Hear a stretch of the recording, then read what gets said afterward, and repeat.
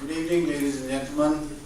Welcome to the second Saath conference, which comes at, Pakistan is always at a critical point in its history, but a particularly critical point, shall I say.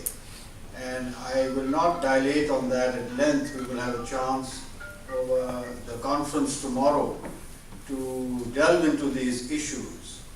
But I want to just say a few sentences to kind of introduce the discussion and what it is that we hope we will be aiming for. This is not something that the organizers of this conference wish to impose on all of you. This is something that we are putting forward as a proposal, and we would like your views on it, and we would like your input on it. And only when we arrive at a consensus will we be able to adopt it and go forward. My friend Dr. Taki talked about Pakistan's image. Now, this is a phrase which is often bandied about in Pakistan and outside Pakistan. My problem with that is, we must understand you can't have a good image without a good reality. Unless you change the reality, all attempts at PR and trying to promote a soft image and trying to do this, that, and the other, which has been tried over the years, it's not going to work. So I think we need to change the reality, the image will follow. What we are aiming at in this conference this time reflects the experience that we've had since the first conference last year. The difficulty of bringing together a community which is liberal and progressive and secular, scattered across the globe. This is the expat experience. There are formidable challenges. And I think we have put our heads together and tried to come up with, as Taki put it, an actionable plan that can actually be implemented. The proposal is that we should work towards creating a liberal, democratic, progressive, secular front against the forces of extremism, fanaticism, and terrorism that afflict our country. I'm not going to get into the background. Most of you are familiar with it. We can dilate on it later in the conference.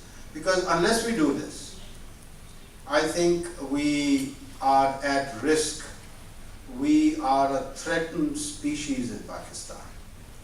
And so I suggest, instead of just rolling over and playing dead, we come together and fight this menace which threatens humanity in all its aspects, whether it is minorities, whether it is women, whether it is all the ethnic groups that Taki referred to, the federal structure of Pakistan, and so on and so forth. All the issues that bedevil Pakistan for many years now can be traceable back to this phenomenon. And we know that there are powerful institutions and forces that back these forces. And so therefore the struggle is a very hard, challenging, and difficult one, but not one we should shrink from, or indeed, in my view, can shrink from, if the future is to be secured. And that is what we are discussing today, the way forward. And I will just make a brief couple of remarks about how that may be done, some brainstorming we have been doing over time and today. I think in the present age, there's no getting away from media.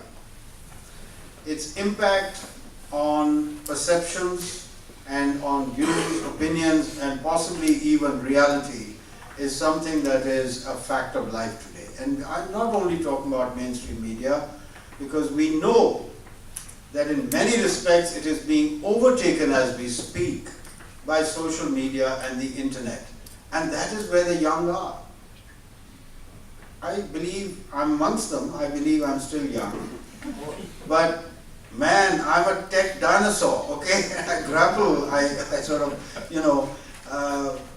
try to understand what is going on and try to deal with it. But I think we have to think seriously not only about interventions in the mainstream media to whatever extent possible, and it's not a very rosy scene back home in Pakistan, because in my view, after 27 years in the mainstream media, I find that it has surrendered. Sorry to say. So okay, if it has, and if that space has shrunk in the mainstream media, then we have to think of alternatives. And if the social media and internet provide any such opportunities, we must not shrink from using them. On ground, we suggest it is time that a secretariat or council be set up in Pakistan and an international secretariat abroad. Why abroad and in Pakistan? Because of course we need to mobilize people around this program inside Pakistan, but we also need to mobilize our diaspora, which is scattered all over the world. And amongst them are many young people of incredible intelligence and knowledge and learning, and I'm humbled when I speak to them, when I talk to them. And so I think this is the bare outline of what it is we hope to discuss in this conference today, and we look forward to your input. Thank you very much.